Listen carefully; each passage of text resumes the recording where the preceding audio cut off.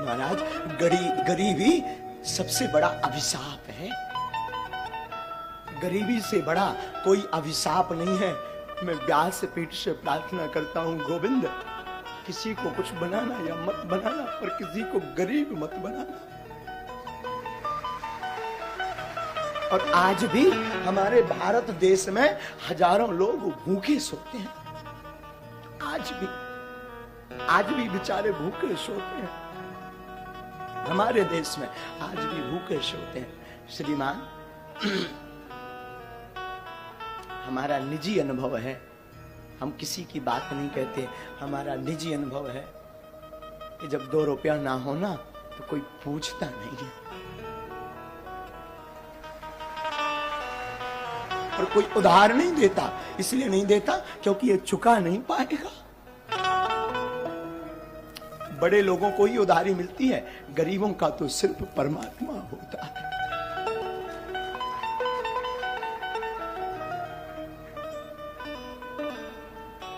आचार्य महोदय, जब हम अपने गांव में रहा करते थे तो हम अपने गांव में भीख मांगते थे। 8 साल तक हमने भीख मांगी। और एक बार की घटना बहुत झंझोर थी, चूंकि पर वो रह नहीं पाते मुझसे कहे बिना।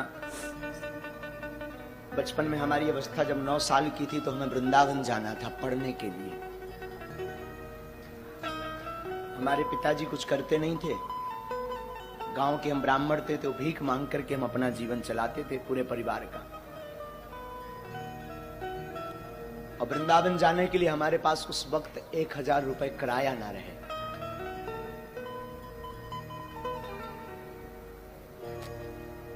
सच कहूं, लोग उस वक्त निमंत्रण कार्ड भी नहीं देते थे, क्योंकि ये आएगा तो फटे कपड़े पहनकर आएगा तो हमारी शोभा खराब हो जाएगी।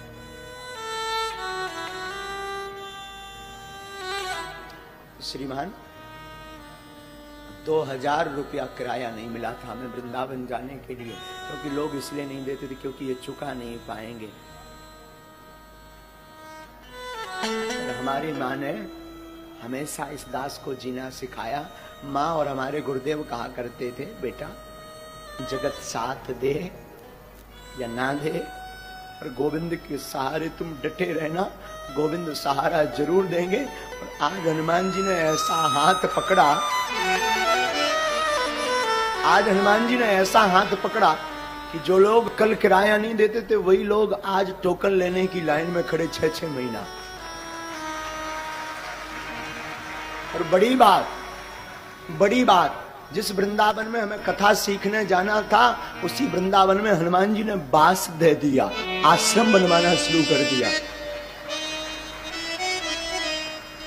मैं व्यासपीठ से प्रार्थना करूं, तुम बड़े आदमी के घर पर जा पाना या मत जा पाना, पर जिसका कोई ना हो, अगर उसके घर पर दिवाली हो, महोत्सव हो, शादी हो, दुख हो, तो मेरी प्रार्थना है उसके घर तुम जरूर जाना।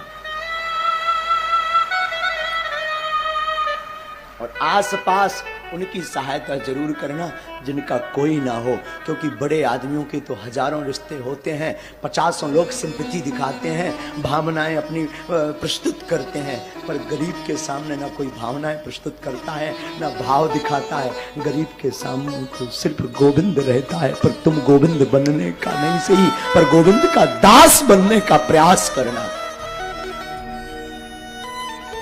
क्योंकि गरीबी बड़ी विचित्र होती। साधु जिसने देखी वही जानता है। जब तक फटे न पाऊं बीमारी का जाने, पीर पर आए। वो अंधेरी रातें, वो अकेलापन, वो लोगों की अवहेलनाएं। बड़े लोगों का लड़का अनार कर दे तो वो बड़े हैं, छोटों का कर दे तो अपराध है, छोटों का करे तो अपराध है।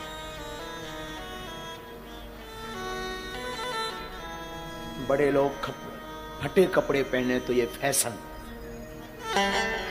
गरीब पहने तो औकात। कि हमारे देश की दुर्दशा। बड़ा आदमी जमीन पर बैठे, बड़ा आदमी जमीन पर बैठे तो बड़े हृदय दिल का, और गरीब बैठे तो ये उसकी औकात। तो द्विपक्षीय हमारा देश है, द्विपक्षीय, तो द्विपक्षीय हमारा देश है। इसलिए बागेश्वर धाम की व्यासपीठ को हमने इसीलिए सिर्फ और सिर्फ उनके लिए खोल रखा जिसका कोई नहीं है। तो हम हमेशा बोलते हैं हमारे तन में जब तक प्राण रहेंगे, हमारे तन में, तब तक भागवत से या धाम बागेश्वर धाम पर दरबार जो लगता है उससे जो भी चढ़ोतरी आती है, हम कहते आपकी बेटियां आपको बोझ नहीं बनेगी, बेझिझक हमारे धाम आ जाना, पूरे बिगाड़ का खर्चा बागेश्वर धाम देगा। तो कोई सहारा दे या ना दे, तुम आ जाना बेझिझक। तुम्हारे हनुमान जी बाप का घर है बागेश्वर धाम, बेझिझक आना।